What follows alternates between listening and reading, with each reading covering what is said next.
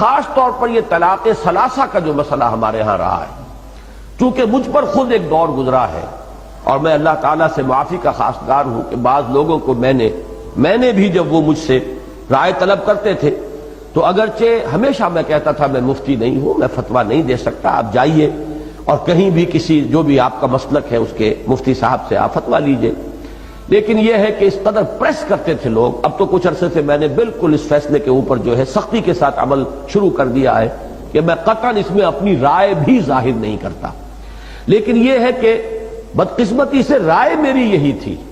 کہ جو ابن تیمیہ رحمہ اللہ کا مسلک ہے، قرآن مجید اور حضور صلی اللہ علیہ وسلم کی سنت سے مجھے وہی زیادہ اقرب معلوم ہوتا ہے۔ اب ذہن انسان کے قابو میں نہیں ہے، ذہن پر انسان کا اختیار نہیں ہے، جیسے دل پر اختیار نہیں کہ دل کا اپنا ایک رجحان ہے، ایک میلان ہے، آپ کا اختیار نہیں ہے، بلکہ یہ کہ میلان اگر کسی غلط رخ پر ہے اور آپ اپنے یعنی پوری قوت ارادی کو بروئے کار لا کر اسے روک رہے ہیں تو یہ آپ کا مجاہدہ ہے، باطنی مجاہدہ، جس پر کہ اللہ تعالیٰ آپ کو بہت بڑا اجر و ثواب عطا فرمائے گا۔ اسی طرح ذہن جو ہے وہ بھی انسان کے اختیار میں نہیں،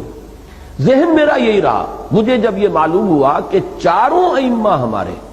یعنی چاروں فقہی مسلک جو ہیں، احناف بھی اور حنابلہ بھی اور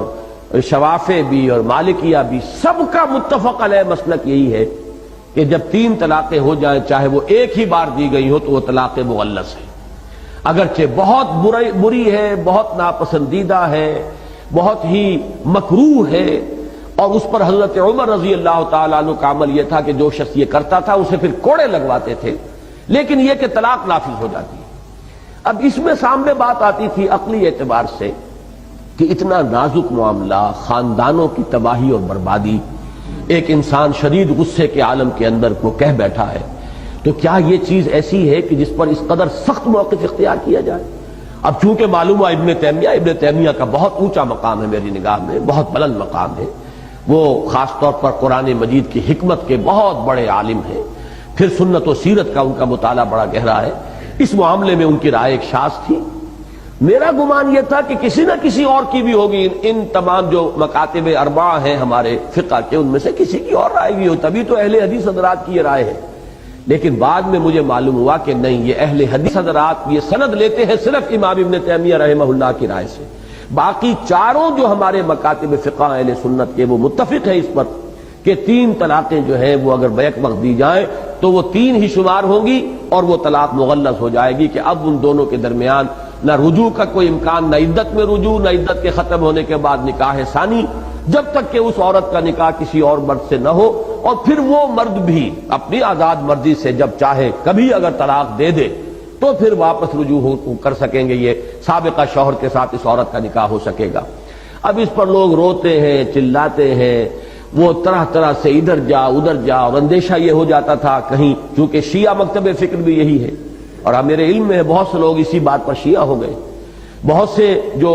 حنفی ہیں وہ پھر جا کر بہرحال یہ تو ہلکا معاملہ، اس لیے کہ اہل حدیث وہ تو اہل سنت ہی میں ان کا شمار ہے، وہ کوئی اہل تشیع میں سے تو نہیں ہے۔ کچھ لوگ جنہیں یہ معلوم نہیں ہوتا کہ وہ اہل سنت میں سے بھی ایک گروہ ہے کہ جو اس کے حق میں فتویٰ دے دیتا ہے، اگر ان کے علم میں ہے کہ ہمارا مسئلہ حل ہوتا ہے صرف اہل تشیع کے ہاں تو شیعہ ہو گئے۔ کچھ لوگوں نے یہ ہے کہ فتوے لے لیے جا کر جو اہل حدیث علماء اور مفتی حضرات ہیں ان سے۔ تو میرا معاملہ کچھ عرصے تک یہ رہا کہ چونکہ میرا ذہن یہ تھا، لہذا میں کہتا رہا بھائی میری ذاتی رائے تو یہ ہے واقعتاً کہ 3 طلاقیں جو ہیں ایک وقت میں دی جائیں تو وہ ایک ہی طلاق شمار ہوگی، لیکن یہ کہ میں اب اس کے بعد جب میں نے طے کیا اور میرے علم میں یہ بات آ گئی کہ یہ تو چاروں مکاتب فقہ کا متفقہ فیصلہ ہے، تو پھر میں نے طے کر لیا تھا کہ میں ذاتی رائے بھی کسی کے سامنے پیش نہیں کروں گا، اور میں نے اس کے بعد الحمدللہ کہ کسی کو ذاتی رائے نہیں دی، بہت ہی بلنٹلی میں کہتا رہا ہوں کہ نہیں، میرا اس معاملے کے اندر میں آپ کو نہ اپنی ذاتی رائے بتاؤں گا نہ میرا کوئی فتویٰ، جائیے اور فتویٰ لیجئے، جس پر بھی آپ کا دل ٹھکتا ہو فتویٰ لے لیجئے۔ لیکن اب میری رائے جو بن چکی ہے وہ میں در حقیقت اس کی وضاحت کے لیے میں نے اتنا وقت آپ کا لیا ہے، وہ یہ ہے کہ پورا انشراح ہے مجھے اس پر کہ یہی حق ہے، البتہ اس کا جو دوسرا پہلو ہے بدقسمتی سے وہ ہمارے سامنے نہیں ہے، جس کی وجہ سے ساری کمپلیکیشن اور پیچیدگیاں پیدا ہوئی ہیں۔ وہ دوسرا پہلو یہ ہے کہ سزا تعزیر کے درجے میں معین کی جائے ان لوگوں کے لیے جو یہ حرکت کر بیٹھتے ہیں، جیسا کہ میں نے کہا تھا پچھلی مرتبہ وہ آپ نے شاید اس کو ایک لطیفہ سا سمجھا، لیکن وہ بات میں پوری سنجیدگی سے عرض کر رہا ہوں کہ واقعتاً 5 سال کی سزا جو ہے قید بامشقت اس شخص کو دی جانی چاہیے کہ جو اس طریقے سے کتاب اللہ کے ساتھ کھیل کرتا ہے اور 3 طلاقیں بیک وقت دیتا ہے۔ پھر جیسا کہ میں نے عرض کیا تھا، پھر غصہ بھی سوچ سمجھ کے آئے گا آدمی کو، معلوم ہو کہ یہ قانون ہے اور اس میں کوئی رکاوٹ نہیں ہے شریعت کے اندر۔ تعزیر ہو سکتی ہے، جس کی نظیر ہمارے پاس موجود ہے کہ حضرت عمر رضی اللہ تعالی عنہ، جن کے بارے میں یہ مشہور ہے کہ انہوں نے اس کو سختی کے ساتھ نافذ کیا۔ حضور اپنی حیات طیبہ میں تو ایک نرمی برتتے تھے، اس آدمی کے اوپر آپ ڈال دیتے تھے کہ اچھا بھائی تم بتاؤ تمہاری نیت 3 کی تھی یا 1 کی تھی؟ اگر وہ کہتا تھا کہ جی نیت بھی 3 ہی کی تھی تو فرماتے تھے کہ اب معاملہ تمہارے ہاتھ سے نکل گیا، اب تو وہ طلاق واقع ہو گئی۔ لیکن اگر وہ کہتا جی نہیں میری تو نیت 1 ہی کی تھی تو پھر وہ 1 ہی شمار کر لیتے تھے۔ یہ نرمی حضور صلی اللہ علیہ وسلم نے برقرار رکھی، لیکن ظاہر بات ہے کہ اس کا پورا بوجھ جو اس شخص کے اوپر جا رہا ہے۔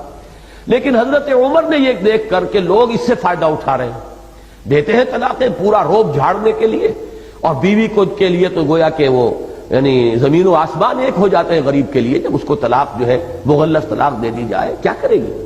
لیکن یہ ہے کہ وہ کہتے ہیں کہ صاحب نیت ہماری 1 کی تھی۔ تو یہ چونکہ اب کھیل شروع ہو گیا تھا شریعت کے ساتھ، تو حضرت عمر نے گویا کہ اس کو پختہ فیصلہ کر لیا کہ جو چاہے وہ کہے، تم نے 3 طلاقیں دی تو 3 طلاقیں نافذ۔ اور چونکہ اہل سنت کے ہاں یہ اصول ہے، علیکم بسنتی وسنت الخلفاء الراشدین المہدیین، تمہارے ذمے ہے، لازم ہے تم پر میری بھی سنت اور میرے خلفاء راشدین مہدیین کی سنت۔ تو جو بھی فتوے ہیں یا جو بھی اجماع ہو گیا ہے دور خلافت راشدہ میں، وہ ہمارے لیے واجب الاتباع ہے۔ یہی معاملہ تراویح کا ہے جو اہل حدیث حضرات کی سمجھ میں نہیں آتا، اس پر اجماع ہو گیا تھا۔ یہی وجہ ہے کہ اہل سنت کے چاروں مکاتب کے ہاں کم سے کم 20 رکعتیں ہیں، احناف کے ہاں 20 رکعتیں، حنابلہ کے ہاں 20 رکعتیں، شوافع کے ہاں 20 رکعتیں، البتہ مالکیہ کے ہاں کہیں 36 تک کی تعداد بھی ہے، 20 کی رائے بھی اور 36 کی بھی۔ لیکن چونکہ یہ اصل فیصلہ تھا، اجتہاد تھا حضرت عمر کا، انہوں نے نافذ کیا ہے، اور یہ حضرات اس کو تسلیم کرنے کے لیے تیار نہیں ہیں۔ یہ اصول ہے جس کی وجہ سے فرق واقع ہو جاتا ہے۔ اہل سنت کے ہاں اصول یہ ہے کہ جو اجتہادات خلفائے راشدین نے کیے، امت اس وقت ایک وحدت تھی، کوئی علیحدہ ملک نہیں تھے، پوری امت مسلمہ ایک وحدت تھی۔ اس کو جب قبول کر لیا گیا تو وہ اجماع ہے، اور وہ اجماع اب لازم ہے کہ اس کی پابندی کی جائے۔ اسی کے ضمن میں یہ معاملہ بھی آتا ہے کہ جو طلاق ثلاثہ کا ہے۔ لیکن جیسا کہ میں نے عرض کیا، یہ جس قدر تحدید اور تنبیہ آ رہی ہے، اس کو سامنے رکھتے ہوئے چونکہ چاروں مکاتب فقہ کا یہ اجماعی فیصلہ ہے، اسی کو اور اسی پر مجھے انشراح ہے کہ اب اس کو نافذ ہونا چاہیے۔ البتہ جو خرابیاں پیدا ہو رہی ہیں ان کا سد باب اس طور سے ہو سکتا ہے کہ اس کے ساتھ تعزیر ہو، جو 3 طلاقیں بیک وقت دیں انہیں کوئی سخت سزا دی جائے، تاکہ پھر لوگ جو ہے